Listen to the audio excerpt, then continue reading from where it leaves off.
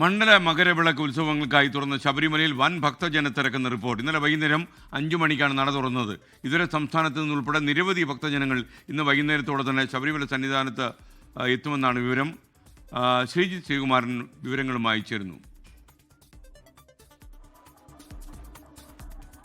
പറയൂ Sreejith. Good morning. Very good morning. Very good morning S K N. Sabarimala സന്നിധാനത്ത് S K നേരത്തെ സൂചിപ്പിച്ചതുപോലെ തന്നെ വൻ ഭക്തജന തിരക്കാണ് അനുഭവപ്പെട്ടുകൊണ്ടിരിക്കുന്നത്. ഇന്നലെ മാത്രം ഏതാണ്ട് 57,000 പേർ കയറി ഇവിടേക്ക് വന്നു എന്നാണ് കൃത്യമായ രീതിയിലുള്ളൊരു കണക്ക് പുറത്തു വന്നിരിക്കുന്നത്. അത് 57,000 എന്നതൊരു കണക്ക്, ഒരു പ്രാഥമികമായ കണക്ക് മാത്രമല്ല, അതൊരു അന്തിമമായ കണക്കാണ്. ഇന്ന് അതിൽ കൂടും.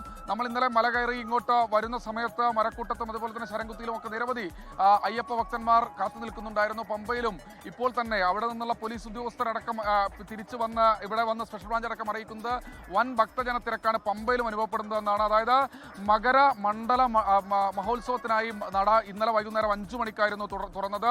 അതിനുശേഷം 11 മണിക്ക് ഹരിവരാസനം പാടി അടച്ചു. അപ്പോഴും കുറേ ഭക്തർക്ക് ഇന്നലെ ദർശനം കിട്ടാതെ അവിടെ തന്നെ കാത്തു നിൽക്കുന്നുണ്ടായിരുന്നു. അവർ എല്ലാവരും തന്നെ ഇന്നലെ ഇവിടെ വിരിവെച്ചും അതുപോലെ തന്നെ നടപ്പന്തലിലും തുടരുന്നൊരു സാഹചര്യമാണ് ഉണ്ടായത്. എന്തായാലും ഇനി വരും ദിവസങ്ങളിൽ 12-നാണ് തിരുവാഭരണ ഘോഷയാത്ര പുറപ്പെടുന്നത്, പന്തളത്ത് നിന്ന് പുറപ്പെടുന്നത്.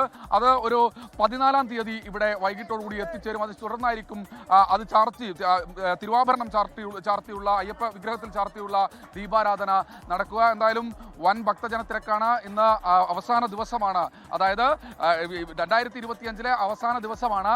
സ്വാഭാവികമായി ഇന്ന് ആ ഒരു തിരക്ക് കൂടുതലായിട്ട് ഉണ്ടാകുമെന്ന് തന്നെയാണ് നമ്മൾ പ്രതീക്ഷിക്കുന്നത്.